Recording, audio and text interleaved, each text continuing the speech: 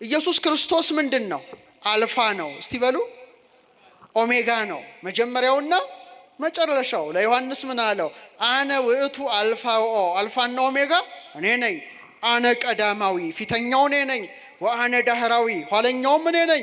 ሞቼ ነበርኩ እነሆ ከዘላለም እስከ ዘላለም ድረስ ሕያው ነኝ ብሏል። ስለዚህ አልፋና ኦሜጋ አምላክ እንደነበረበት ያጠይቃል። ያ ቦታ በራስጌና በግርጌ ፊተኛውም ኋለኛውም ቀዳማዊውም ዳህራዊውም ማን ነው እሱ? ኧረ እባካችሁ መልሱ። ኢየሱስ ክርስቶስ ነው። ክርስቶስ ተንሥአ እሙታን፣ ክርስቶስ ሞትን ድል አድርጎ ተነሳ። በአብይ ኃይል ወሥልጣን በገዳና ኃይሉና ስልጣኑ አሰሮ ለሰይጣን፣ ሰይጣንን አሰረው። አጋዞ ለአዳም፣ አዳምን ነፃ ወጣው። ሰላም ፍቅር አንድነት ሆነ። ይእዜሰ ኮነ ፍስሐ ወሰላም፣ ከዛሬ ጀምሮ ምን ሆነ? ደስታ ሆነ። ይኩን ደስታ የሚሆን ደስታ ተደረገ። ደስታ ይሆናል፣ ደስታ ይደረጋል ብላ ቤተ ክርስቲያናችን በአምላኳ በንጉሷ በብርሃኗ በክርስቶስ ሁል ጊዜ ትደሰታለች። ደስ ይበላችሁ። አሁን በጽር ደግሞ ብትሄዱ በግሪክ ደናነ እንደምነ ደና ሰነበት አይባልም፣ ነውር ነው በጣም። በዚህ 50 ቀን እንደምነ አይባልም። ሰው ይመጣና በግሪክ ቋንቋ ሃሪስቶስ አኔስቲ ይለዋል። ምን ማለት ነው? ክርስቶስ ተነሳ ማለት ነው። አሊቲኖስ አኔስቲ በአማን ተንሳ፣ በእውነት ተነሳ። አለቀ በቃ።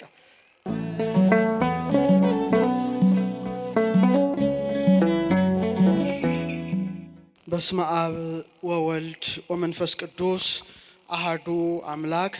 ክርስቶስ ተንሥአ እሙታን አሰሮ ለሰይጣን ሰላም ኮነ። ክቡራን ሊቃውንተ ቤተ ክርስቲያን አባቶቻችን፣ ክቡራን ዘማሪያን ዘማሪያት፣ የተወደዳችሁ የተከበራችሁ የክርስቶስ ቤተሰቦች፣ ሚመናት ሁላችሁም አንድ አምላክ በሚሆን በአብ በወልድ በመንፈስ ቅዱስ ስም እንደምን አረፈዳችሁ? እንደምን ቆያችሁ? እንደምን ሰነበታችሁ? ልዑል እግዚአብሔር ሁላችንንም በሕይወትና በሰላም ጠብቆ ለዚች የተቀደሰች ዕለት አድርሶናልና የአባቶቻችን አምላክ ንጉሳችን፣ ሕይወታችን፣ ብርሃናችን፣ እረኛችን፣ የትንሣኤ በኩር ንጉሠ ነገሥት አምላከ አማልክት ወልደ እግዚአብሔር ኢየሱስ ክርስቶስ ክብርና ምስጋና አምልኮትና ውዳሴ ለሱ ይሁን። እንደ እግዚአብሔር ቸርነት እንደ እግዚአብሔር ቅዱስ ፈቃድ የምንማማረው የሉቃስ ወንጌል ምዕራፍ 24 ቁጥር 5 ላይ ባለው ቅዱስ ቃል መነሻነት ይሆናል። የምስጢር ባለቤት እግዚአብሔር አምላካችን እግዚአብሔር ሕይወታችን ምስጢሩን ጥበቡ እንዲገልጥልን፣ እንዲያስተምረን፣ እንዲመክረን፣ እንዲያጽናናን ቅዱስ ፈቃዱ ይሆንልን። ቅዱስ ቃሉ እንዲህ ይላል፣ ሕያውን ከሙታን መካከል ስለምን ትፈልጋላችሁ? ተነስቷል እንጂ በዚህ የለም። እስቲ አብረን እንበለው። ሕያውን በሉ እስቲ። ከሙታን መካከል ስለምን ትፈልጋላችሁ? ተነስቷል እንጂ በዚህ የለም። ይህን የተናገረው የእግዚአብሔር መልአክ ነው። እንግዲህ ከመላእክት አንዱ ቅዱስ ገብርኤል ሊሆን ይችላል፣ ስሙ አልተጠቀሰም። ቅዱስ ሚካኤል ሊሆን ይችላል። በተለይ በመቃብሩ በራስጌና በግርጌ ከነበሩት መላእክት መካከል አንደኛው ወደ መቃብሩ ገስግሰው ባካችሁ አስተካክሉት። ወደ መቃብሩ ገስግሰው የሄዱትን ቅዱሳት ሴቶችን ሕያውን ከሙታን መካከል ስለምን ትፈልጋላችሁ? ተነስቷል እንጂ በዚህ የለም።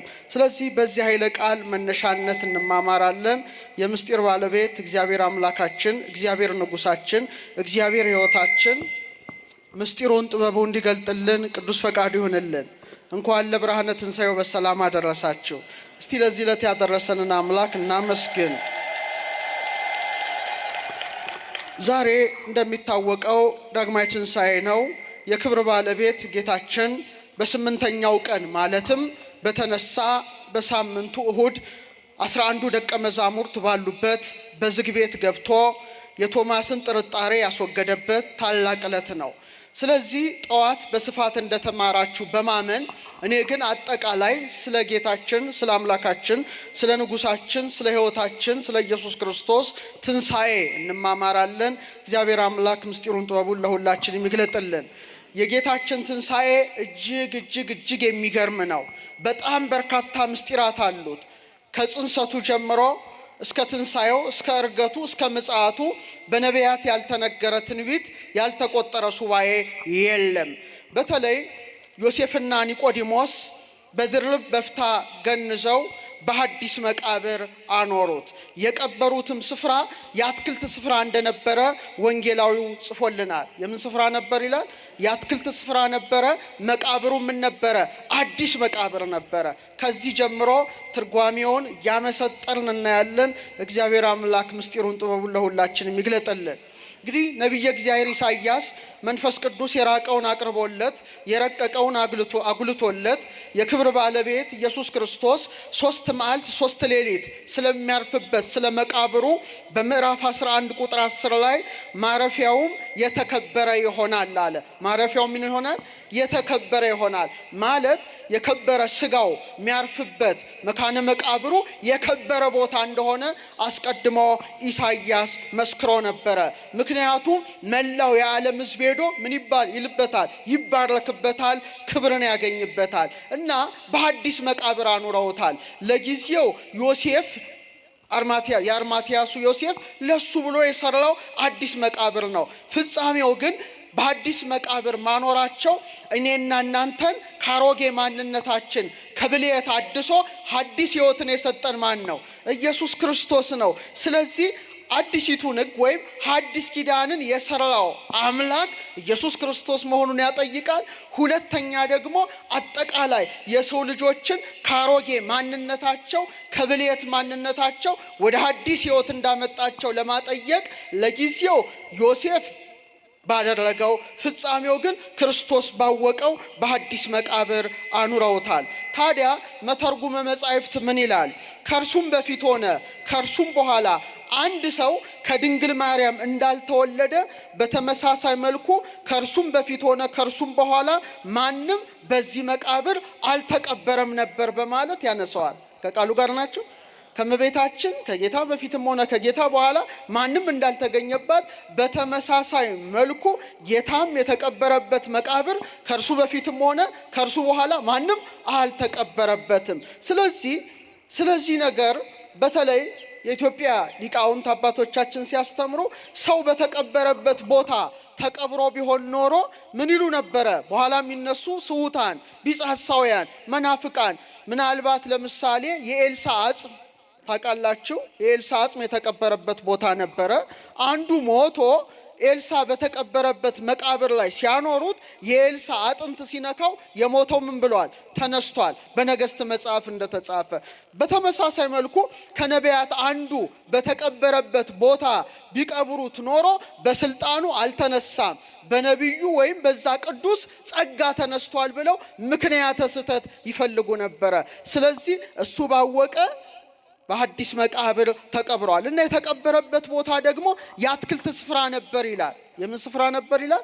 የአትክልት ስፍራ ነበር። በዮሐንስ ወንጌል ምዕራፍ 19 ቁጥር 41 ምን ይላል? በተሰቀለበትም ስፍራ አትክልት ነበረ፣ በአትክልቱም ማንም ገና ያልተቀበረበት ሐዲስ መቃብር ነበር ይላል። በአትክልት ቦታ ስለመቀበሩ ሰሎሞን አስቀድሞ ተገልጾለት በመኃልየ 5 ላይ ምን ይላል? እህቴ ሙሽራዬ ሆይ ወደ ገነቴ ማለት ወደ አትክልት ስፍራዬ ገባው፣ ከርቤን ከሽቶዬ ጋር ለቀምሁ ይላል። ምን ማለቱ ነው? ወደ አትክልት ስፍራዬ ማለት ወደ መቃብሬ ገባው፣ ከርቤን ከሽቶዬ ጋር ለቀምሁ ማለቱ ደግሞ ምን ማለቱ ነው? ዮሴፍና ኒቆዲሞስ በምን ገንዘውታል?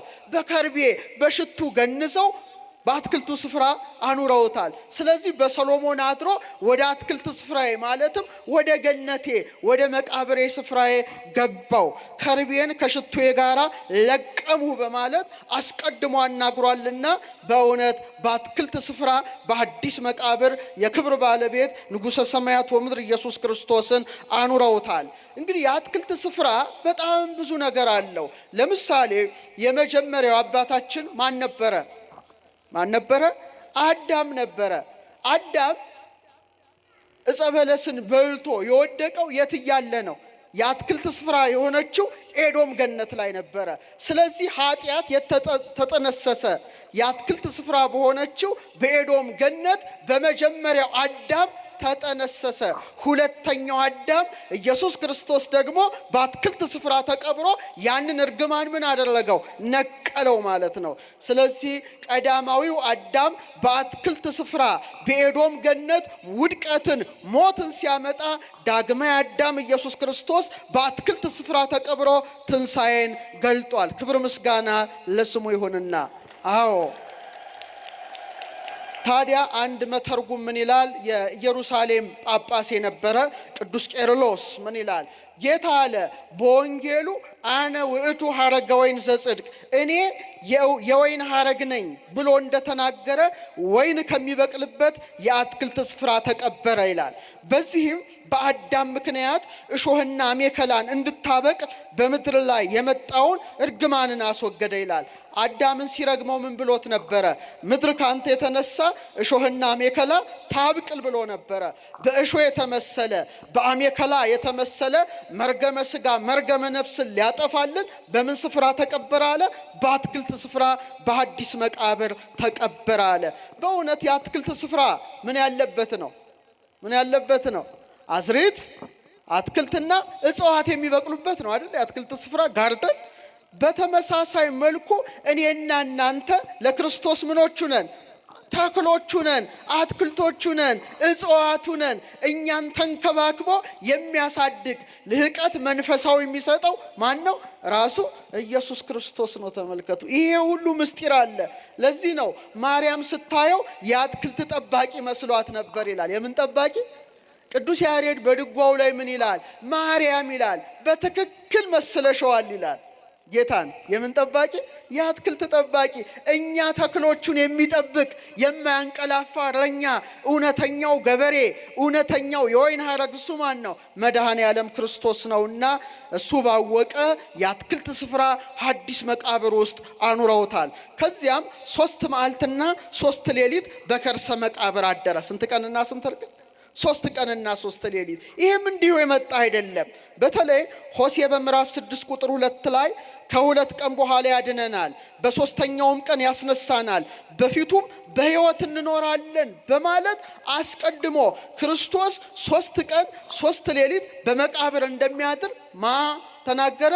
ሆሴዕ ተናገረ። ትንቢቱ ሊደርስ ሊፈጸም ጌታ ስንት መዓልት ስንት ሌሊት አደረ? 3 ቀንና 3 ሌሊት አደረ። በተለይ በማቴዎስ 12:40 ላይ ምን አላቸው? በከመ ነበረ ዮናስ ውስተ ከርሰ አንበሪ፣ ዮናስ በአሳ አንበሪ ሆድ ውስጥ 3 መዓልትና 3 ሌሊት እንዳደረ የሰው ልጅም በምድር ልብ ውስጥ 3 ቀንና 3 ሌሊት ይኖራል በማለት ገና እያስተማራቸው በመቃብር የሚያድርበትን ቀናት ይነግራቸው ነበረ። ይሄም በጣም በጣም በጣም ያስደንቃል። ምን ይላቸዋል? ናሁ ነዐርግ ኢየሩሳሌም፣ እነሆ ወደ ኢየሩሳሌም እንሄዳለን። የሰውን ልጅ ምን ይሉታል? ይይዙታል ይላል። ይሰቅልዎ ይሰቅሉታል፣ ይቀትልዎ ይገሉታል። ወይትነሣ በሳልስት ዕለት፣ በ3ኛው ቀን ምን ይላል? ይነሳል እያለ አስቀድሞ ነበር ያስተማራቸው። እንደገና ደግሞ ሰውነቱን በመቅደስ መስሎ ምን አለ? ይህም ቤተ መቅደስ አፍርሱት። ምን አለ? ይህም ቤተ መቅደስ አፍርሱት፣ ግደሉኝ ማለቱ ነው። ወአነ አነሶ በሳልስት ዕለት፣ እኔ በ3ኛው ቀን አነሳዋለሁ። ዮሐንስ ወንጌል ምዕራፍ 2 ቁጥር 19 ይላቸው ነበረ እና አስቀድሞ ይነግራቸው ነበረ የሚያድርበትን ቀን ጭምር። ታዲያ ያለው ሊደርስ ሊፈጸም የኔና የናንተ ንጉሥ 3 ቀን 3 ሌሊት በሐዲስ መቃብር አደረ። 3 ቀን 3 ሌሊት የሚባለው አቆጣጠር ምንድን ነው? በቀላሉ ለማስረዳት ብዙዎች ግራ ይገባቸዋል። 3 ቀን 3 ሌሊት እንዴት ሊሆን ቻለ ይላሉ። ለምሳሌ አርብ በማናቸውም ሰዓት የተወለደ ሰው አርብ ይቆጠራል አይደለ? ይቆጠራል አይደለ? በተመሳሳይ መልኩ አርብ በሰርክ ወደ መቃብር ወርዷል፣ ቅድስት ነፍሱን ከስጋው ለይቶ። ስለዚህ 9 ሰዓት ላይ ቅድስት ነፍሱን ከስጋው ለይቷል። ሰርክ አካባቢ ላይ ወደ መቃብር አውርደውታል። ስለዚህ አርብ እንደ 1 ተቆጠረ ማለት ነው። ቅዳሜስ እንደ 2፣ እሁድ በመንፈቀ ሌሊት ተነሳ። ስንት? 3 ማለት ነው። በቃ ባጭሩ ሌላ ውስጥ ሳትገቡ ማለት ነው። እንደ ሊቃውንቱ ግን በጣም ብዙ አይነት አቆጣጠር ይቆጥራሉ። በተለይ ሲራቀቁ ዕለት ብሂል ዘያስተዛውጎሙ ለሌሊት ወለመዓልት። ዕለት ማለት 1 እጅ ብርሃን 1 እጅ ጨለማ ነው እና የዕለት አርቡን ራሱ ብንመለከት ለምሳሌ ከ6 ሰዓት እስከ 9 ሰዓት ምድር ሁሉ ምን ነበረች? ጨለማ ነበረች። አንድ እጅ ጨለማ ማለት ነው። በተለይ አርብ ከጠዋት እስከ 6 ሰዓት አንድ እጅ ብርሃን አለ። ከ6 እስከ 9 ሰዓት አንድ እጅ ጨለማ አለ። ሰርክ ላይ ደግሞ ብርሃን ሆኗል። ስለዚህ 2 እጅ ብርሃን አንድ እጅ ጨለማ። ቅዳሜ ሙሉ ብርሃን ሙሉ ጨለማ፣ 3 እጅ ብርሃን 2 እጅ ጨለማ። የእሁዷ ደግሞ ምሽቷ ሌሊቷ ስትቆጠር እንደ አንድ እጅ ጨለማ። በአጠቃላይ 3 እጅ ብርሃን 3 እጅ ጨለማ ማለትም 3 መዓልትና 3 ሌሊት በከርሰ መቃብር አደረ። ጌታችን ከፍ ብሎ 4 ቀን ዝቅ ብሎ 2 ቀን 1 ቀን ማደር ይችላል። ሰዓታትም ማደር ይችላል። ነገር ግን 3 ቀንና 3 ሌሊት ማደሩ የመጀመሪያው የሰው ልጅ ማነው ስሙ? የመጀመሪያው የሰው ልጅ አባት ማነው ስሙ? አዳም። ሚስቱ ማናት? ከነሱ ደግሞ አብራክ የተገኙ ልጆች አሉ አይደል? አጠቃላይ ሰው ዘር። ስለዚህ ለመጀመሪያው የሰው ልጅ አባት ለሆነው ለአዳም፣ የመጀመሪያው የሰው ልጅ እናት ለሆነችው ለሔዋን፣ በአጠቃላይ ለሕፃናቱ ከነሱ አብራክ ለተገኘን ለሁላችንም እንደ ካሰ ለማጠየቅ ስንት ቀንና ስንት ሌሊት አደረ? 3 መዓልትና 3 ሌሊት አደረ። ለምሳሌ በነገድ ካየነው ሰው ስንት ነገድ አለው? 3 ነገድ አለው። የሴም ነገድ፣ የካም ነገድና የያፌት ነገድ። ለሶስቱም ነገድ ለነገደ ሴምም ለነገደ ካምም ለነገደ ያፌትም በአጠቃላይ ለሰው ልጆች ሁሉ ክሻለው ሲል ስንት መዓልት ስንት ሌሊት በከርሰ መቃብር አደረ? 3 ቀን 3 ሌሊት በከርሰ መቃብር አደረ። ይህ ብቻ አይደለም። ሰዎች የእግዚአብሔር መቅደሱ ናቸው። የእግዚአብሔር ምኑ ነን? መቅደሱ ነን። ለምሳሌ ቤተ ክርስቲያን ስንት ክፍል አላት? አረ ንገሩኝ። 3 ክፍል አላት አይደለ? ቅኔ ማህሌት፣ ቅድስትና፣ ውስጠኛው መቅደስ። ወይም በኦሪቱ ለሙሴ ስራ ሲለው 3 ክፍል አድርጎ ሰርቷታል። አደባባይ የሚባል አለ ወይም አጸደ ደብተራ ኦሪት። ሁለተኛው ቅድስት አለ። ሶስተኛው ሊቀ ካህናቱ በዓመት የሚገባበት ቅድስተ ቅዱሳን አለ። በተመሳሳይ መልኩ ሰውም የእግዚአብሔር መቅደስ ስለሆነ ምን አለን? ስጋ አለን 1፣ ነፍስ አለን 2፣ መንፈስ አለን 3። ግልጽ ነው። ለምሳሌ እንደ እንቁላል በሉት። አሁን ብዙ እንቁላል እየበላችሁ ነው ትንሣኤ ላይ። እንቁላል ለምሳሌ ከላይ ምን አለው? ቅርፍት አለው አይደል? እሱን ስትልጡ ደግሞ ምን አለው? ነጭ ነገር አለው። መሐልስ ምን አለው? አስኳል አለው። ሰውም እንደዛ ነው። ከላይ ስጋው ይታያል። በአራቱ ባህሪያተ ስጋ የተገነባ የስጋ ሕይወት የምትሆን ደግሞ ነፍስ አለችው።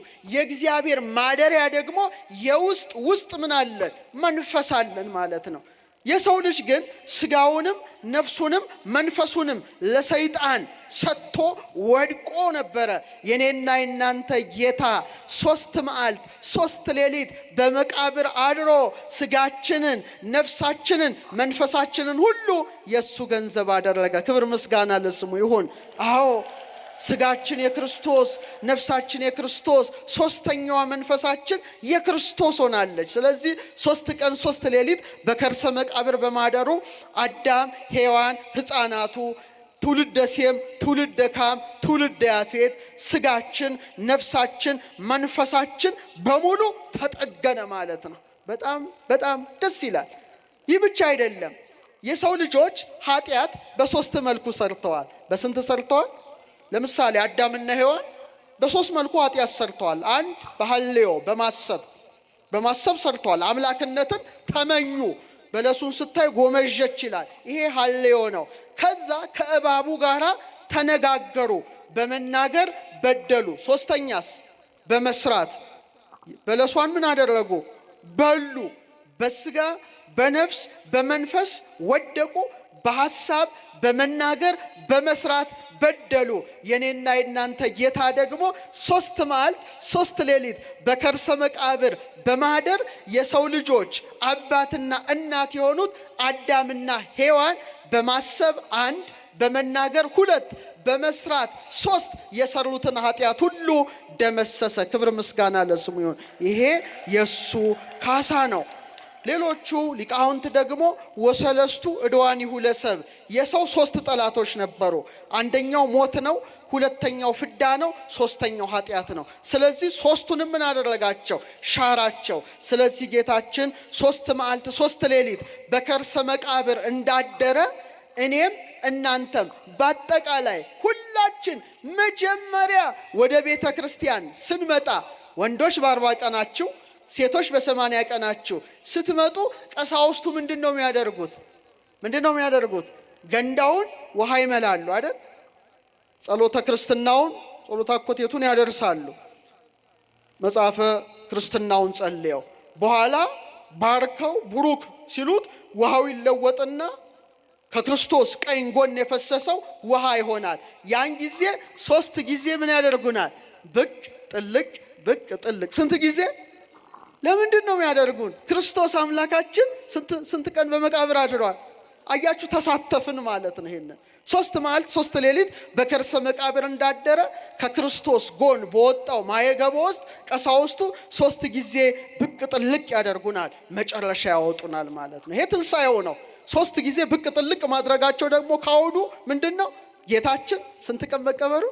3 መዓልት 3 ሌሊት መቀበሩ ነው። ለዚህ ነው ቅዱስ ጳውሎስ በሮሜ 6:4 ላይ እንግዲህ ያለ ክርስቶስ በአብ ክብር ከሙታን እንደተነሳ እንዲሁ እኛም በአዲስ ሕይወት እንድንመላለስ ከሞቱ ጋር አንድ እንሆን ዘንድ በጥምቀት ከእርሱ ጋር ተቀበርን ይላል። በጥምቀት ከእርሱ ጋር ምን አለ? ተቀብረናል፣ ሱታፊ አድርገናል። ታዲያ የእናንተ ጌታ 3 ቀን 3 ሌሊት በከርሰ መቃብር አድሮ መቃብር ክፈቱልኝ መግነዝ ፍቱልኝ ሳይል እሁድ በመንፈቀ ሌሊት ተነሳ። ክብር ምስጋና ለስሙ ይሁን። ተነሳ። ሲነሳ ደግሞ በጣም የሚገርመው መቃብሩ እንደተዘጋ ነው። ይህ ነው የሚደንቀው እኮ። ለምሳሌ አልዓዛርን ሲያስነሳው መቃብሩን ድንጋዩ ምን ብለውታል? አንስተው ነው አይደለ? በቃ መግነዙን ፍቱ ይመላለስ ያለው። ጌታችን ግን ሲነሳ በጣም የሚያስደንቀው መቃብሩ ዝግ ነው። ግጥም ተቆልፏል፣ ታትሟል። ወታደሮች ዙሪያውን ከበዋል። ይህንና እናንተ ጌታ በተዘጋ መቃብር ተነሳ። ይሄ በጣም የሚረቅ ነገር ነው። በኋላ ነው መላእክት ከተነሳ በኋላ ድንጋዩን ገለባብጠው እሱ እንደሌለ ለሴቶች ያሳዩት እንጂ አምላካችን ሲነሳ በተዘጋ መቃብር ነው። በዚህ ሊቃውንት ብዙ ምሳሌ ያላቸው መቼም ሰው ይሄን የረቀቀው ነገር ቀረብ እንዲልለት የሚያደርጉ። ለምሳሌ ሰው ፊት ስትቆሙ እናንተ እኔ ወይ እናንተ ፊት ስቆም ወይም እናንተ እኔ ፊት ስትቆም አብረን ብንተያይ የኔን መልክ ምናችሁ ውስጥ ያለው? አይናችሁ ውስጥ አይደል? አጠገብ ለአጠገብ ብትተያዩ ለምሳሌ አይን ውስጥ ትተያያላችሁ አይደል? እዚች ውስጥ ግን አይናችሁ ፈሷል? የሰውየው ነጸብራቅ አይናችሁ ስለገባ አይናችሁ ፈሷል? አልፈሰሰም። ሁለተኛ ለምሳሌ መስታወት አለ እንበል፣ የቤታችሁ መስታወት መስኮት። የፀሐይ ጨረር መስታወቱን ሳይሰነጥቅ ወይም ሳይሰብር በውስጥ ይታያል፣ ግን መስታወቱ እኮ ተዘግቷል። ይሄ በጣም ይገርማል። ሶስተኛ ለምሳሌ ጠዋት ፊታችሁ በመስታየት ስትመለከቱ ፊታችሁን ታያላችሁ፣ መስታወቱ ግን ምን አልሆነም? አልተተረተረም። አራተኛ ስራ ስንሰራ ላብ ከግንባራችን ምን ይሆናል? በስቶ ይፈሳል፣ በስቶ ይወርዳል። ግንባራችን ግን ምን አልሆነም? አልተሰነጠቀም፣ አልተተረተረም፣ አልተቀደደም። እነዚህ እንኳን ፍጡራን የርቀት ስራ ሲሰሩ እናያለን። ረቂቅ ረቂቅ የሆነው ስግው ቃል ክርስቶስም በተመሳሳይ መልኩ መቃብሩ እንደተገጠመ ሞትን ድል አድርጎ መቃብሩን ሳይከፍተው ተነሳ። ክብር ምስጋና። ይህ ታላቅ ነገር ነው፣ ተሰምቶ አይታወቅም። የእናቱን የቅድስት ድንግል ማርያምን ማኅተመ ድንግልናዋን ሳይጥስ ተጸንሶ ሳይጥስ እንደተወለደ በተመሳሳይ መልኩ መቃብሩን ክፈቱልኝ ድንጋዩን አንከባሉልኝ ሳይል በራሱ ስልጣን ሞትን ድል አድርጎ መቃብሩም እንደተገጠመ የተነሳ የትንሣኤው ንጉሥ ማን ነው? ንጉሠ ነገሥት ኢየሱስ ክርስቶስ ነው። የተነሳባትም ዕለት እሁድ ናት። እግዚአብሔር ዓለምን ከፈጠረበት ጥበቡ ዓለምን ያዳነበት ጥበቡ ይበልጣል። እስቲ በጥቂቱ ላስረዳችሁ። 3 ቀን ብቻ። ለምሳሌ አዳም አባታችን የተፈጠረው መቼ ነው? በስንተኛው ዕለት ነው? አይዟችሁ፣ በ6ኛው ዕለት ዓርብ ፈጠረው። አስተውሉ። በስንተኛው ዕለት? በ6ኛው ዕለት ዓርብ ፈጥሮታል። በስድስተኛው ዕለት ዓርብ ተፈጥሮ 7 ዓመት ኤዶም ገነት ተቀምጦ የተከለከለውን ዛፍ በመብላት በተመሳሳይ መልኩ ዓርብ ነው የበላው ነው የሚሉት ሊቃውንት። እንደ ኩፋሌ አይነቱ ያወጣውም ደግሞ አመሻሹ አካባቢ አዳምን ከኤዶም ገነት አውጥቶታል። ኦኬ። ስለዚህ ዓርብ አዳም ተፈጠረ። ስድስተኛውን ቀን እንዳትረሱ። ቅዳሜ ምን አደረገ ይላል? ከስራ ሁሉ አረ ንገሩኝ አረፈ ይላል። ዓርብ አዳምን ፈጥሮ እንደገና ደግሞ ከጎኑ ማንን ፈጠረለት? ሔዋንን ፈጥሮ ቅዳሜ አረፈ ይላል። እስቲ አሁንም ዝም ብላችሁ ስታስተውሉ ዓርብ ስንተኛ ቀን ነው? ስንተኛ ቀን ነው? ስድስተኛ ቀን ነው። ስድስተኛ ቀን ነው። በተመሳሳይ መልኩ ቅዱስ ገብርኤልን ወደ እመቤታችን የላከው በስንተኛው ወር ነው? በስድስተኛው ወር ነው። የመጣውም በስድስተኛው ሺህ ነው። 5500 ዘመን ማለት ስድስተኛው ሺህ ዘመን ማለት ነው። የተሰቀለውም መቼ ነው? ዓርብ ስድስተኛዋ ዕለት ላይ ነው። የተሰቀለበትም ሰዓት ስንት ሰዓት ነው? ስንት ሰዓት ነው? 6 ሰዓት ነው። አያችሁ፣ ዓርብ የተፈጠረውን የሰው ልጅ ለማዳን ዕፀ በለስ በልቶ የተጎዳውን የሰው ልጅን ለማዳን የሕይወት ዛፍ በሚባል መስቀሉ ላይ ከ6 ሰዓት እስከ 9 ሰዓት አምላካችን ምን አደረገ? ተሰቀለ ነው። ልክ በሰርክ አካባቢ አዳም ወዴት ነህ እያለ በገነት አጸዶች መካከል እንደተመላለሰ በአካለ ነፍስ በሰርክም በሲኦል አጸዶች መካከል አዳም ወዴት አለ ብሎ ተመላለሰ። የኔና የናንተ ጌታ ማለት ነው። አያችሁ፣ ቅዳሜ ዓርብ አዳምን ፈጥሮ ቅዳሜ እንዳረፈ። ቆይ ከዛ በፊት ግን ዓርብ አዳም ተፈጥሮ ከጎኑ ምን ተገኘች? ሕይወት የተባለች ሔዋን ተገኘች። አዳም ምን ብሎ ተኝቶ። በተመሳሳይ መልኩ ሁለተኛው አዳም ኢየሱስ ክርስቶስ በዕፀ መስቀል ተሰቅሎ ተፈጸመ ብሎ ቅድስት ነፍሱን ከስጋው ከለየ በኋላ አንድ ወታደር አለን የለን ብሎ በተሳለ ጦር ቀኝ ጎኑን በወጋው ጊዜ እንደ ለፊደል ሆኖ ትኩስ ደምና ንጹህ ውሃ ፈሰሰ። ደሙ ለመጠጣችን፣ ውሃው ደግሞ ለጥምቀታችን ነው። ስለዚህ ከአዳም ጎን ሔዋን ስትገኝ ከክርስቶስ ጎን ደግሞ እውነተኛው ሕይወት ደምና ውሃ ፈሰሰ ማለት ነው። ይሄ በጣም ይገርማል። ዓርብ እንደዚህ አድርጎ ቅዳሜ ከስራ ሁሉ እንዳረፈ ዓለምን ለማዳንም ሲመጣ ዓርብ ተሰቅሎ አዳምን ወደ ገነት መልሶ ቅዳሜ በመቃብር አረፈ። እሁድ ታላቋ ዕለት መጣች። እሁድ ምን አለ? ለይኩን ብርሃን፣ እግዚአብሔርም አለ ብርሃን ይሁን። ምን አለ? ብርሃን ይሁን ብሎ እሁድ ላይ አውጇል። በመጀመሪያው ዕለት እኮ ነው። እሁድ የመጀመሪያው ዕለት ነው። ብርሃን ይሁን እንዳለ በተመሳሳይ መልኩ እሁድ በመንፈቀ ሌሊት ብርሃነ ትንሣኤውን ገለጠ። ክብር ምስጋና ለስሙ ይሁን። ይሄ የሱ ስራ ነው እና እቺ እሁድ ቀዳሚ ዕለት ብቻ ሳትሆን 8ኛ ዕለት ናት። ምንኛ ዕለት ናት? ለምሳሌ ዛሬ በተነበበው ወንጌል ላይ ከ8ኛው ቀን በኋላ ይላል። ምን ማለት ነው? አሁን ዕለታትን እስቲ ቁጠሩ። እሁድ 1 ነው። ቅዳሜ ስንት ነው? እሁድ 1፣ ሰኞ 2፣ ማክሰኞ 3 እያላችሁ ቁጠሩ። ስንት ቀን ዕለታት አሉ? 7 አይደል? አይዟችሁ 7 ዕለታት ብቻ አሉ። ግን በጣም ስታስተውሉ ቅዳሜ 7 ብለን 8 ማለት ሲገባን እንደገና እሁድ 1 ነው የምንለው። 7 ማለት ምን ማለት ነው? የስነ ፍጥረት ቀመር ነው። እግዚአብሔር ስነ ፍጥረትን ሲፈጥር 7 ሰማያት፣ 7 ሊቃነ መላእክት ብዙ ነው። 7 እኛም 7 ነገሮች ነን። 8 ግን ትንሽ የተለየች ቀመር ናት። የሕይወት ቀመር ይሏታል ሊቃውንት። 7 ሲደመር ስንት? 1። በ8ኛው ዕለት ይላታል። እሁድ ናት። ስትደገም 8 ትሆናለች። ምንድነው ሲባል 7 ዑደቱ ጊዜያዊ ነው። 8 ግን የሚቀጥለው ዓለም ቀመር ነው።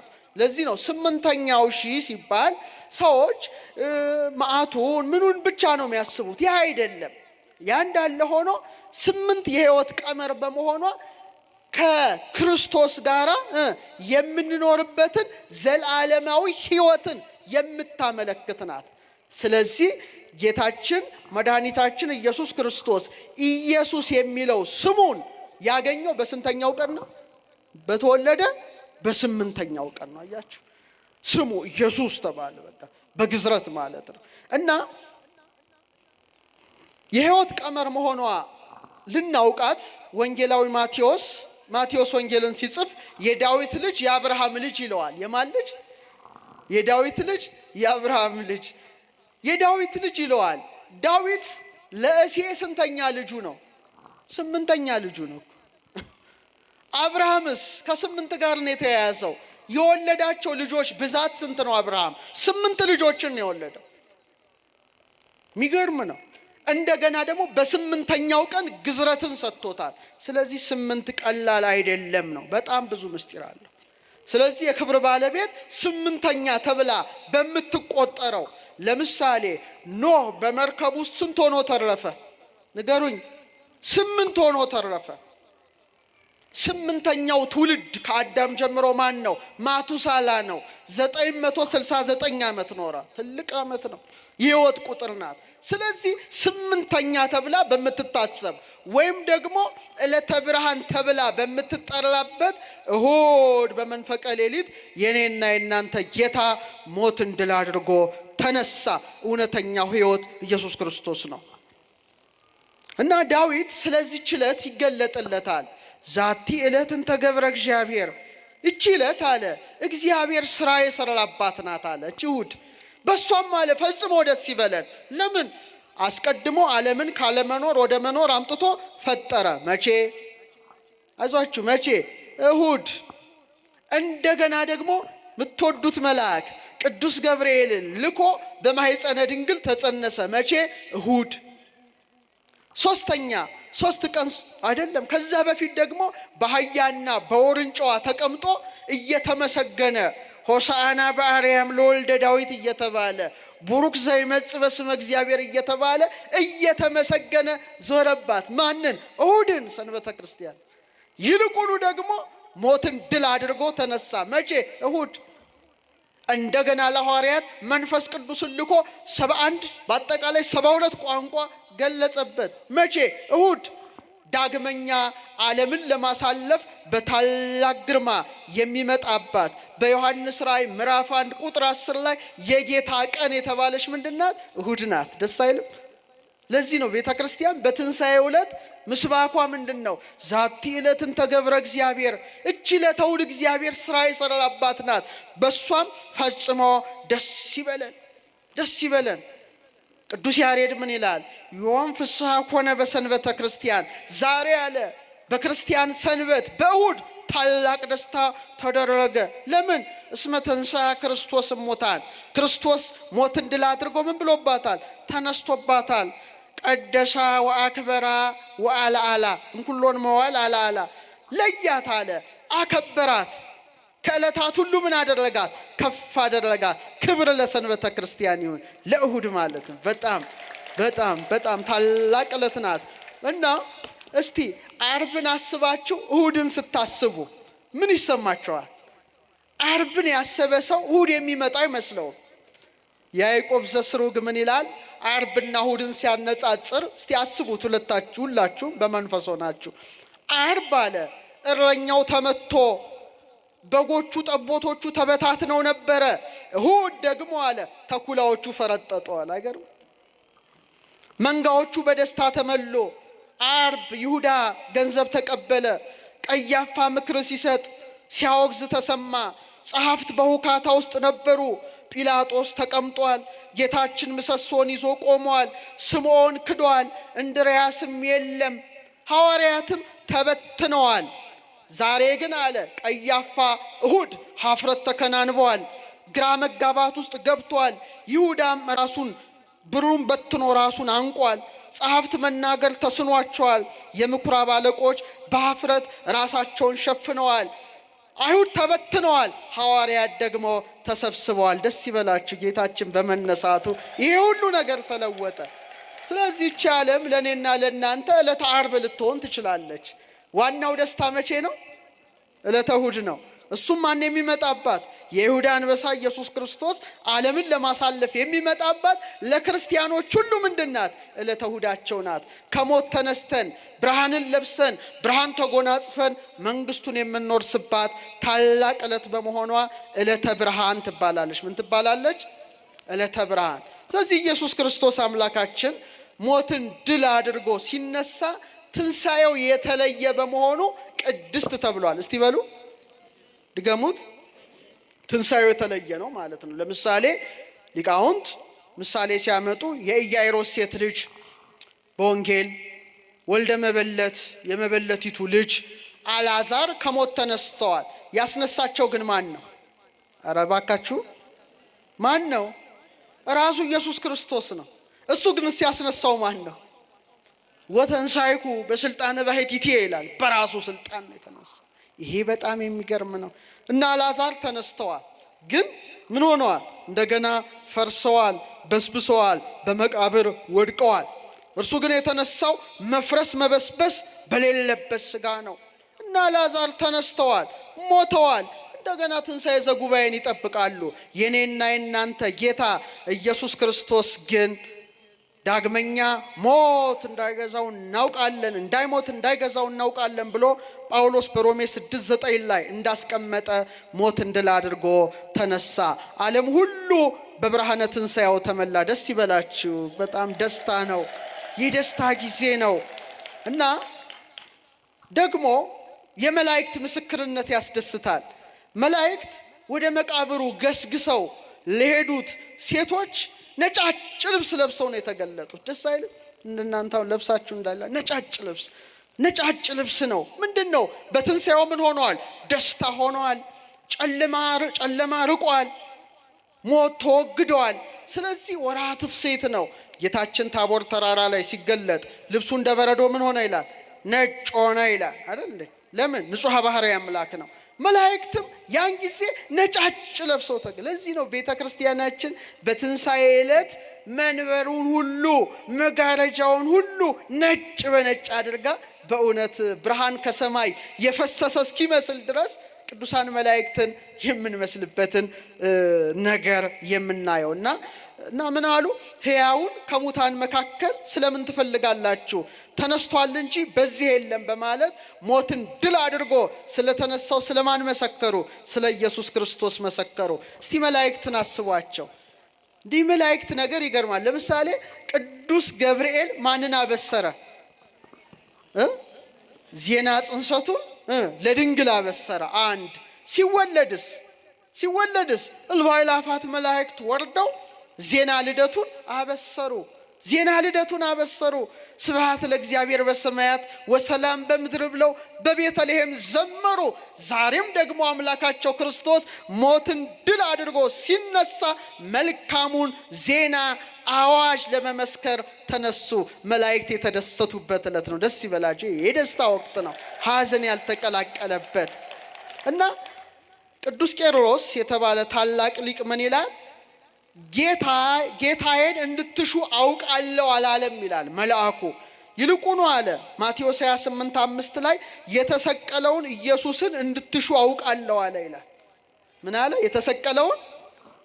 ምን ማለቱ ነው? አያችሁ፣ መስቀል ማለት የከበርንበት እንጂ ውርደት አይደለም። ስለዚህ ምን አለ? የተሰቀለውን አለ። አያችሁ፣ ስቅለቱ ለኛ ምናችን ነው? ክብራችን ነው። ዓለም የዳነበት ነው። ማንም አያፍርበትም በክርስቶስ ሕማማተ መስቀል መቀበል። ምክንያቱም በሱ ሐሳር እኛ ምን ብለንበታል? ከብረንበታል ማለት ነው።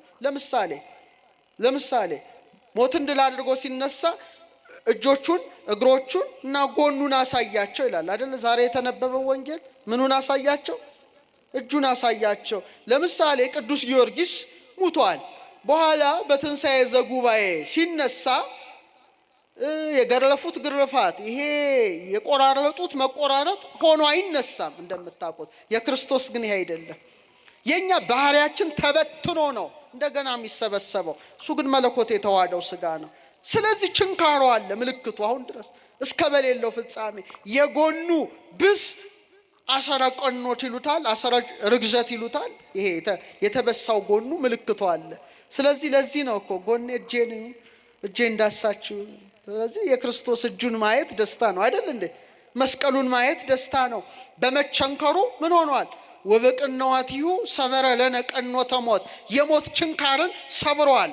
ጎኑን በመወጋቱ ጎኑን ስታስቡ ምን ፈሷል? የከበርንበት ቅዱስ ደምና ንጹህ ውሃ ፈሷል ማለት ነው። ስለዚህ የተሰቀለውን ኢየሱስን እንድትሹ አውቃለሁ በማለት ስለ ነገረ ስቅለቱ የእግዚአብሔር መልአክ ሰበከ። ክብር ለአምላካችን ለክርስቶስ። አዎ ስቅለቱ ክብራችን ነው እና መልአኩ ደግሞ ለመጀመሪያ ጊዜ ያበሰራቸው ለሴቶች ነው። አይገርምም? ሴቶች በጣም እኮ ይገርማል። ቅዱስ ገብርኤልን ያበሰራት ማንን ነው? የሴቶች ሁሉ መመኪያ የሆነችውን ቅድስት ድንግል ማርያምን ነው በጽንሰቱ። አሁንም ደግሞ ሞትን ድል አድርጎ ሲነሳ ለመጀመሪያ ጊዜ ይሄንን የብስራት ቃል የሰሙት ምኖች ናቸው? ሴቶች ናቸው። ለምንድን ነው ሲባል ሊቁ ቅዱስ ቄርሎስ ምን ይላል? የመጀመሪያዋ ሴት በመጀመሪያ የሞት አገልጋይ ነበረች ይላል። የምን አገልጋይ? እሷ ማን ናት? ሔዋን የምን አገልጋይ ናት? የሞት አገልጋይ ነበረች። አሁን ግን አለ በደሏ በክርስቶስ ተወገደ። ከቅዱስ መልአክም የምስራችን ቃል ሰምታ የትንሣኤውን አስደሳች ምስጢር ለማብሰር ተመረጠች። ሴቶች ደስ ይበላችሁ። ሴቶች በቃ ጌታችን እናንተን መርጧል። መላእክት ሁሉ ያበስሯቸው ነበር። ወደ መቃብሩ ሽቱ ይዘው ይገሰግሱ ለነበሩ ሴቶች ሕያውን ከሙታን መሃል ስለምን ትሹታላችሁ? እንደ ተነገረ ተነስቷል፣ በዚህ የለም ይሉ ነበረ እና አገላለጻቸው ደግሞ አንዱ በራስጌ አንዱ በግርጌ። የሰማችሁ ነው። መቃብሩ እዚህ ጋር አለ፣ መልአኩ ቁጭ ብሎበታል ማለት ጌታ የለም ማለት ነው። እሱ ቢኖር አይቀመጡም ደፍረው፣ እሱ ተነስቷል። ስለዚህ አንዱ እዚህ ጋር ነው፣ አንዱ እዚህ ጋር ነው። ስንት መላእክት ነበሩ? ሁለት። አሁን ምስጢሩን ልንገራችሁ። ለምን አንዱ በራስጌ አንዱ በግርጌ ተቀመጠ ሲባል፣ ለምሳሌ ራስጌ ራስ ነው፣ ግርጌ ታች ነው አይደለ? የክርስቶስ ጽንሰቱ በሉት፣ ልደቱ በሉት፣ ጥምቀቱ በሉት፣ ማስተማሩ፣ ስቅለቱ፣ ትንሣኤው፣ እርገቱ፣ ምጽአቱ ከመጀመሪያው እስከ መጨረሻው ምን ይሆናል? ይሰበካል። ከራስ እንደ ግርማ። ይህንን ደግሞ የሚያውጁት ማን ናቸው? መላእክት ናቸው። ማን ናቸው? መላእክት ናቸው። ስለዚህ አንዱ በራስጌ አንዱ በግርጌ ተቀመጠ ይላል። ሌላው ታላላቅ ሊቃውንት ሲያስተምሩ ኢየሱስ ክርስቶስ ምንድን ነው? አልፋ ነው። እስቲ በሉ ኦሜጋ ነው፣ መጀመሪያውና መጨረሻው። ለዮሐንስ ምን አለው? አነ ውእቱ አልፋ አልፋና ኦሜጋ እኔ ነኝ። አነ ቀዳማዊ ፊተኛው እኔ ነኝ። ወአነ ዳህራዊ ኋለኛውም እኔ ነኝ። ሞቼ ነበርኩ እነሆ ከዘላለም እስከ ዘላለም ድረስ ሕያው ነኝ ብሏል። ስለዚህ አልፋና ኦሜጋ አምላክ እንደነበረበት ያጠይቃል። ያ ቦታ በራስጌና በግርጌ ፊተኛውም ኋለኛውም ቀዳማዊውም ዳህራዊውም ማን ነው እሱ? ኧረ እባካችሁ መልሱ። ኢየሱስ ክርስቶስ ነው። ዳግመኛ ለሰው ልጅ ስንት ኪዳናት ሰጥቷል? ሁለት ኪዳናት ሰጥቷል። ምንና ምን? ብሉይ ኪዳንና ሐዲስ ኪዳን። በሁለቱም ኪዳናት የክርስቶስ ምን ሆኗል? ትንሣኤው ተበስሯል ማለት ነው። ስለዚህ ሁለቱም ኪዳናት ይወክላሉ። ምስጢሩ ግን እጅግ ይገርማቸዋል። በኦሪት ዘጸአት ምዕራፍ 25 ቁጥር 18 ላይ ሁለቱን ኪሩቤል ይላል ከተቀጠቀጠ ወርቅ ስራ በስርየት መክደኛው ላይ በሁለት ወገን ታደርጋቸዋለህ ብሎ እግዚአብሔር ለሙሴ ያዘዘው። ስንት ኪሩቤል? ታቦተ ጽዮን አለች። እቺ እንደ ታቦተ ጽዮንን በህሊናቸው አምጧል። የስርየት መክደኛው መሃል ያለው ሁለት ኪሩቤል አንዱ በዚህ ጋራ አንደኛው በዚህ ጋራ ክንፋቸውን ረበብ አድርገው ተቀምጠዋል። በራስጌና በግርጌ እንደማለት ነው። ስለዚህ አስቀድሞ የቃል ኪዳኑን ታቦት ላይ ሁለት መላእክት እንዲኖሩ እንዳደረገ ዛሬም ታቦቱ ናት ያቺ ማደሪያው ስጋው ያደረባት ቦታ ናት። ልክ በተመሳሳይ መልኩ አንድ መልአክ በራስጌ አንድ መልአክ በግርጌ ያችን ቦታ ደግሞ እንደ ታቦቱ አድርገው ከበረቻች ቦታ። ደስ ይበላችሁ ተልከ ይሄ ነው ቅድስተ ቅዱሳን አረገው። ለዚህ ነው ማረፊያው አለ ኢሳይያስ የተከበረ ይሆናል አለ። ማረፊያው ምን ይሆናል? ምን ይሆናል? ልክ በቃ ቅድስተ ቅዱሳን ውስጥ እንዳለው ማለት ነው። ቅድስተ ቅዱሳን ውስጥ ምን ነበረ? ታቦቷ ነበረች። ምን ነበረ? የአሮን በትር ነበረ። ምን ነበረ? መናውን የያዘች መሶበ ወርቅ ነበረች። ስለዚህ እውነተኛው መና ኢየሱስ ክርስቶስ ያደረበት ነው። እውነተኛው ሊቀ ካህናት ኢየሱስ ክርስቶስ ያደረበት ነው። እውነተኛው ጽላት የሕይወት ቃል ክርስቶስ ያደረበት መቃብር ስለሆነ ልክ በታቦቷ ዙሪያ እንደተሰራው ስርዓት አንዱ መልአክ በራስጌ አንዱ መልአክ በግርጌ ሆነው የፈጣሪያቸው የንጉሳቸው የሕይወታቸው የብርሃናቸው የኢየሱስ ክርስቶስን ትንሣኤ መሰከሩ። ደስ ይበላችሁ ኦርቶዶክሳውያን፣ ደስ ይላል፣ ደስ ይላል። ዓርብ ያልታዩት መላእክት ለምን እሑድ መጡ? ይሄም አንድ ነገር ነው። ዓርብ መላእክት አልታዩም፣ በስቅለቱ ጊዜ ማለት ምን መላእክት አልታዩ። እሑድ ግን ታዩ። ለምንድን ነው? ቅዱስ ያዕቆብ ዘስሩግ ምን ይላል?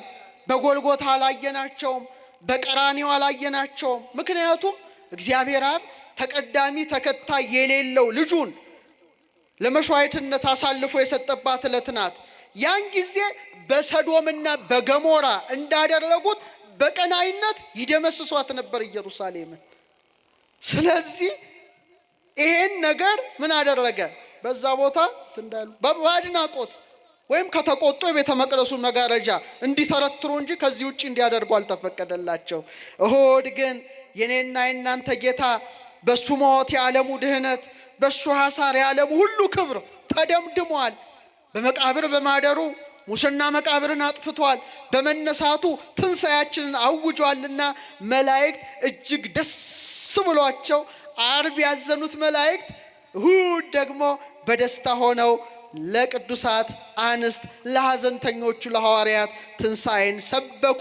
ገብርኤል የጌታን ትንሣኤ ሰበከ። ክብር ለዚህ መልአክ ይሁን። ሚካኤል ሰበከ፣ ሩፋኤል ሰበከ፣ ኡራኤል ሰበከ።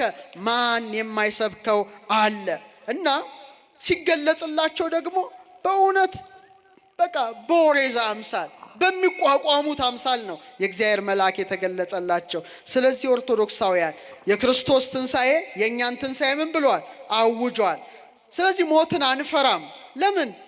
ሁላችን በአዳም እንደምንሞት ሁላችን በክርስቶስ ምን እንላለን? ከሞት እንነሳለን።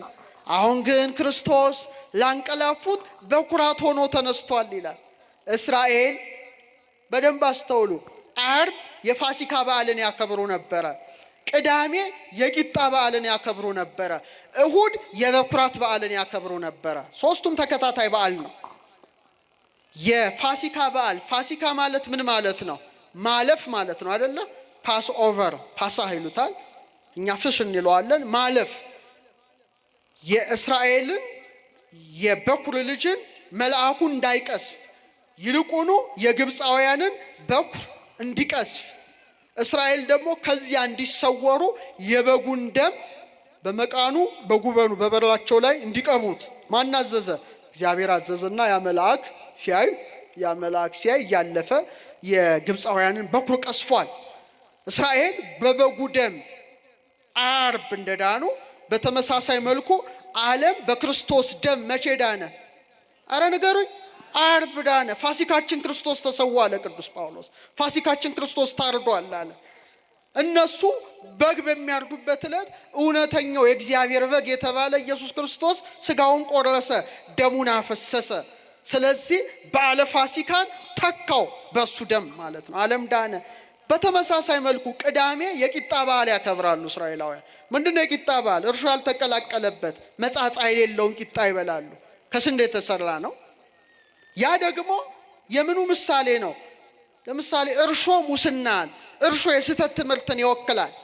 ሙስና መቃብርን ያጥፍቶ የሚነሳው መሲህ እውነተኛው ህብስት ኢየሱስ ክርስቶስ በመቃብር የሚያድርበትን ቀን ይወክል ነበረ። ሶስተኛው ግን የበኩራት በዓል ነው። እሑድ ያከብሩት ነበረ። ማለት ከስንዴ በኩሩን መጀመሪያ የተገኘውን እሸት ለሊቀ ካህናቱ ያቀርቡ ነበረ። በተመሳሳይ ልክ ያንን በሚያቀርቡበት የበኩራት ዕለት ላይ የትንሣኤያችን በኩር ኢየሱስ ክርስቶስ ተነሳ። ደስ ይበላችሁ። ተነሳ። እጅግ ያስደስታል። ለዚህ ነው ሰላምታችን ሁሉ ተለወጠ። ክርስቶስ ተንሥአ እሙታን፣ ክርስቶስ ሞትን ድል አድርጎ ተነሳ። በአብይ ኃይል ወስልጣን በገዳና ኃይሉና ስልጣኑ አሰሮ ለሰይጣን ሰይጣንን አሰረው። አጋዞ ለአዳም አዳምን ነፃ ወጣው። ሰላም ፍቅር አንድነት ሆነ። እምይእዜሰ ኮነ ፍስሐ ወሰላም ከዛሬ ጀምሮ ምን ሆነ? ደስታ ሆነ። ይኩን ደስታ የሚሆን ደስታ ተደረገ።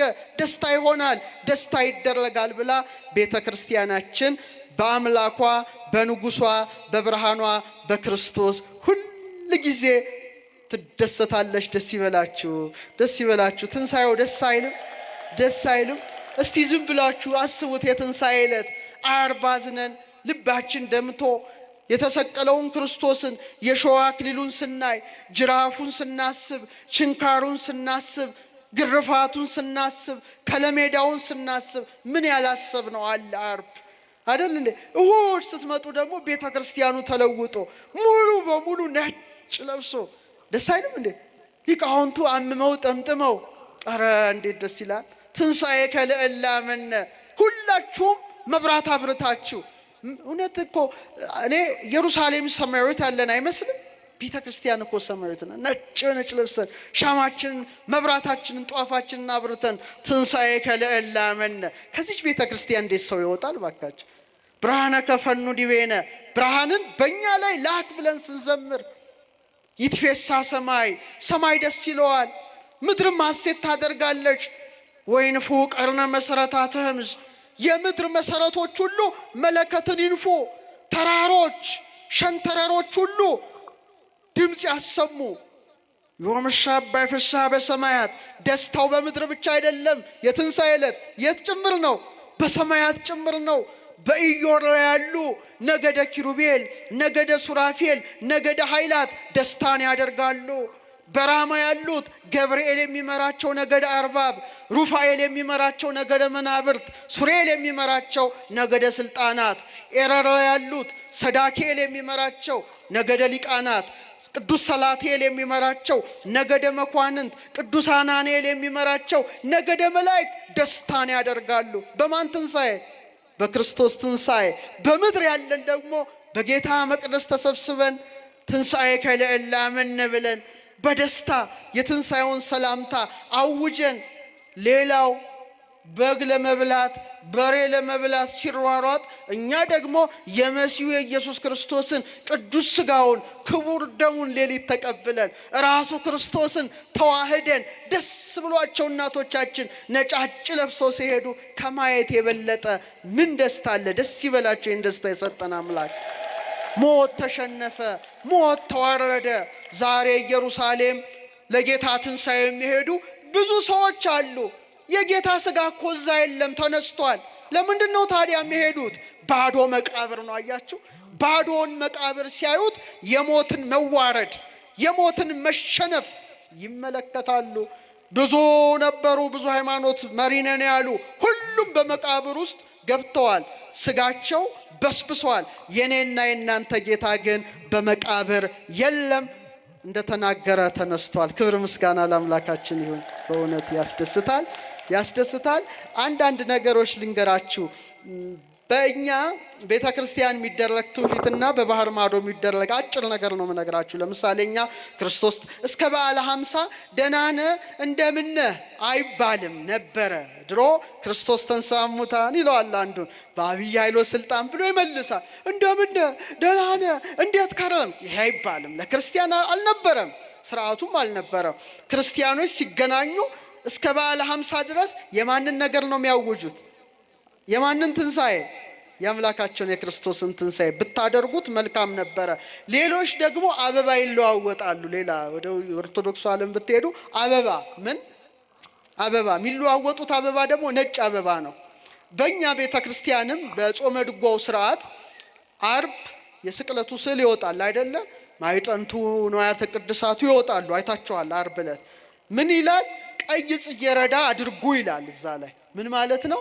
ቀይ ጽጌረዳ ማለት ክርስቶስ ምኑን ማፍሰሱን ይወክላል? ደሙን ማፍሰሱን። እግዚአብሔር ይስጣችሁ።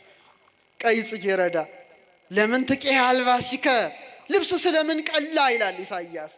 ከለሜዳ ለብሶ ያየዋል እኮ መንፈስ ቅዱስ ይገልጽለታል። ልብስ ስለምን ቀላ? ማኑ ወቱ ዝምቱ ዘወፃ ሜዶም ቀይ አልባስ እምባሶር መካብእሲ አረማመዱ ኃያል የሚሆን ከኤዶምያስ የወጣ ይህ ማን ነው ካለ በኋላ ታች ወርዶ ልብስ ለምን ቀላ? ልብስ ለምን ከለሜዳ ለብሷል አምላካችንና ቀይ አበባ የምኑ ነው? የደሙ ምሳሌ ነው። የደሙ ቀዩን ግምጃ መልበሱ ምሳሌ ነው። ስለዚህ ቀይ ጽጌረዳ ይነጠፋል። ሰሎሞን ለዚህ ነው ወልድ ሆይ ጻዳው ቀይ ወልድ ወንድሜ ነጭና ቀይ ነው ይላል። ምንና ምንድነው? ነጭ ቀይ ነው ማለቱ ነው። ነጭ ንጹሕ ባህርይ አምላክ ነው። ቀይ ስጋን ተዋህዷል፣ ደሙን አፍስሷል። ነጭ ደግሞ እንደገና ትንሳኤውን ገልጧል። አያችሁ፣ ቀይ ደሙን ያፈሰሰው አምላክ እሁድ ደግሞ በመንፈቀ ሌሊት ምንም ገልጧል? ብርሃኑን ገልጧል። ክርስቶስ ነጭ አበባ ሆኖ ተገለጸ። ደስ ይበላችሁ። አበባችን ክርስቶስ እንዘ ተሐቅፍዮ ለሕፃንኪ ጽጌ ጻዕዳው ቀይ አመቤተ መቅደስ ቦይኪ በዕለተ ተአምሮንሽ አባ ጽጌ ድንግል ነው። ነጭም ቀይም አበባ ልጅሽን ታቅፈሽ ወደ ቤተ መቅደስ በገባሽ ጊዜ ርግቤ ድንግል ማርያም ከሐዘን ከለቅሶ ታረጋጊን ዘንድ ነይ ይላታል። ነጭ ቀይ አበባ ጻዕዳ በመለኮቱ ወቀይ በትስብእቱ የተባለ ፍጹም አምላክ ፍጹም ሰው ደሙን በማፍሰሱ ቀይ ትንሳኤውን በመግለጹ ነጭ የተባለ። ስለዚህ የትንሳኤ አበባ ኢስተርን ፍላወር የሚባል ኢስተር ፍላወር ነጭ ነው እና ክርስቲያኖች በባህር ማዶ ያሉት የበዓለ ሃምሳ ነጭ አበባ ይለዋወጣሉ። በጣም የሚገርማችሁ ደግሞ ወደ ራሻ አካባቢ ትሄዱ ደግሞ ጉንጫቸውን 3 ጊዜ ሰላምታ ይለዋወጣሉ። እንደዚህ ጉንጫቸውን 3 ጊዜ ይሳሳማሉ። ለምን? ስንት ቀን ስንት ሌሊት ስላደረ። ይሄን ለማሰብ እኮ ነው። በጣም ይገርማል። መላው ዓለም ነው የክርስቶስን ትንሳኤ የሚያውጀው። ሌላው በጣም የሚገርመው እንደው በትውፊታችን ስናይ በእኛም ደግሞ አሁን በዓለ ሃምሳ በጣም ካህናትን ሰው ይጋብዛል። እየጠራ ጠርታችሁ ጋብዛችኋል አይደል? አልጋበዛችሁ? ብዙ በረከት የሚገኝበት ነው። ብዙ ጊዜ በዓለ ሃምሳ ምእመናን ካህናትን ጠርተው ደግሞ ባይጠሩም ደግሞ ያክፋይ እያሉ ነው አገልግልም ይዘው ዳቦም ይዘው ዘመዶቻቸውን ይጠይቃሉ። ይሄ ምንድነው? ጌታችን በጥብርያዶስ ተገኝቶ ለሐዋርያት አልመገበም? እስቲ ንገሩኝ። ቸር አምላክ 153 ዓሣ ያንን እናብስል እንዳይሉ ደግሞ እንደገና የተጠበሰ ዓሣ ህብስት አዘጋጅቶ ደቀ መዛሙርቱን ግብር እንዳገባ በተመሳሳይ መልኩ ካህናትን ጠርተው ምእመናን ደግሞ በደስታ ሆነው በረከትን የሚያገኙበት ነው።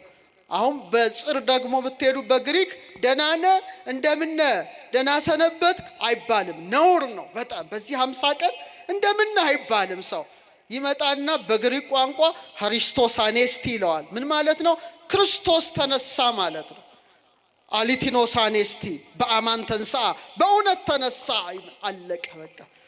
እስቲ ልመዱት እሺ። እንደምን ደህና ነህ ምናምን አትበሉ። ቤታችሁ ሰላም ስትሉ አንዱን ክርስቲያን አግኝታችሁ ክርስቶስ ተንሥአ እሙታን በአብይ ኃይሎ ስልጣን። እንዲህ ስንት የሸመደዳችሁ ሰዎች ያቅታችኋል። ሰነፎች ናችሁና ክርስቶስ ተንሥአ እሙታን አንድ ላይ አይሰማም። አትፍሩ እንጂ ለክርስቶስ ይዘጋል እንዴ? አንደ ክርስቶስ ተንሥአ እሙታን አሰሮ ለሰይጣን ሰላም ኮነ። እንኳን ደስ አላችሁ፣ እንኳን አደረሳችሁ። ስለዚህ እንዘ እጽሖት ደጆቹ ተቆልፈው ሳሉ ሐዋርያት አይሁድን ፈርተው በተዘጋ ቤት እንዳሉ የተቆለፈው ደጅ ያልከለከለው ማን ነው? ኢየሱስ ክርስቶስ ነው። 5500 ዘመን የተቆለፈችውን ገነት በደሙ የከፈተ የተቆለፈውን የሲኦል የመዳብም በር ቀጥቅጦ ነፍሳትን ፈቶ ነፃ ያወጣው በተቆለፈው ደጅ እንደገባ ዛሬም በተቆለፈው ልባችን ማን ይግባ? አረ ንገሩኝ፣ ማን ይግባ? መድኃኔ ዓለም ክርስቶስ ይግባ። አያችሁ፣ ልክ ጌታን ሲያዩ ደስ አላቸው። በእውነት እጁን ሲያዩ፣ እግሩን ሲያዩ፣ ጎኑን ሲያዩ በደስታ ተመሉ። እሱም ደግሞ ሰላም ለእናንተ ይሁን አላችሁና የትንሣኤው ጌታ ወደ ልባችን ሲገባ ችንካሩን ስናይ፣ ጎኑን ስንመለከት፣ አክሊለ ሦኩን ስናስብ ሁልጊዜ ልባችን በሰላምና በደስታ ይመላል። ከክርስቶስ ውጪ ሰላም፣ ከክርስቶስ ውጪ ምን የለም? ደስታ የለም። ቶማስ ዳሰሰው፣ ጌታዬ አምላኬ አለ። እስቲ በሉ በቃ ሰው ጌታ ጌታ ጌታ ይላል ኢየሱስ ክርስቶስን። አዎ የጌቶች ጌታ ነው፣ የአማልክት አምላክ ነው። አምላኬ ለማለት ግን አፉን ይዘዋል። እኛ ግን የቶማስን መዳሰስ የቶማስን አይን የቶማስን አፍ አድርገን ዓለም እስኪያልፍ ድረስ ኢየሱስ ክርስቶስ አምላካችን እንደሆነ ምን እንላለን? እንመሰክራለን። ጌታችን እንደሆነ ምን እንላለን? እናውጃለን። ሕፃን ተወለደልን፣ ወንድ ልጅም ተሰጠን። ኢሳይያስ 9 ላይ አለቅነት በጫንቃው ላይ ይሆናል፣ ስሙ ድንቅ መካር ኃያል አምላክ አለው። ምን አምላክ? በስመ አብ ወወልድ ወመንፈስ ቅዱስ። ደስ አይልም? ክርስቶስን እኮ ነው። ሕፃን ተወለደልን። በአጭር ቁመት በጠባብ ደረት ብታየው፣ በጨርቅ መጠቅለሉን ብታየው ሩቅ ብእሲ እንዳይመስል እሱ ምንድነው? ኃያል አምላክ፣ የዘላለም አባት፣ የሰላም አለቃ ተብሎ ይጠራል አለ። ዛሬ ደግሞ ቶማስ ዳሰሰውና ጌታዬ አምላኬ ያለው። ጳውሎስ ደግሞ በሮሜ ላይ ምን አለው? ክርስቶስ መጻ በሥጋ ሰብ። ክርስቶስ አለ በሥጋ መጣ፣ እርሱም ከሁሉ በላይ ሆኖ ለዘላለም የተባረከ አምላክ ነው አለ። ደስ አይል? ዮሐንስ ደግሞ እውነተኛ የሆነውን እናውቃለን፣ እሱም ልጁ ኢየሱስ ክርስቶስ ነው፣ እርሱ እውነተኛ አምላክና የዘላለም ሕይወት ነው አለው። ኢሳይያስ ኃያል አምላክ፣ ጳውሎስ ቡሩክ አምላክ፣ ዮሐንስ እውነተኛ አምላክ። በዛሬው ዕለት ደግሞ ትንሣኤውን ሲገልጥላቸው ጌታዬ አምላኬ ብሎ ቶማስ አባታችን እንደመሰከረ ክርስቲያኖች ሁሉ የንጉሳቸው፣ የሕይወታቸው፣ የብርሃናቸው፣ የእረኛቸው፣ የሕይወት እንጀራቸው፣ የሕይወት መጠጣቸው የታረደው በግ የይሁዳ አንበሳ የንጉሠ ነገሥት የኢየሱስ ክርስቶስን ጌትነት አምላክነት የሚያውጁበት ልዩ ወቅት ነውና በድጋሚ በተደጋጋሚ እንኳን ደስ አላችሁ ኦርቶዶክስ፣ እንኳን ደስ አምላካችን ተነስቷል። ወምድርኒ ትገብር ፋሲካ፣ ምድርም ራሱ ደስታ ታደርጋለች። ተሐጺባ በደመ ክርስቶስ፣ በክርስቶስ ደም ታጥባ ምድር ምእመን ሐሴት የምታደርግበት። ዲያብሎስ ብቻ ነው ያዘነው በዚህ ወቅት። በቃ አጋንንት ነው ያዘነው ተራቁቶ መርኮቹ። የኔና የናንተ ጌታ ግን ተነስቷል። ስለዚህ የምታመልኩት አምላክ ሞትን ድል አድርጎ የተነሳ ስለሆነ ሁልጊዜ ደስ ይበላችሁ፣ በእርሱ ታመኑ፣ በእርሱ ጽኑ፣ ስጋውን ብሉት፣ ደሙን ጠጡት፣ ስሙን ጥሩት፣ ከእርሱ ጋር ተዋሃዱ። መልካም በዓል ይሁንልን። ወስብሐት ለእግዚአብሔር።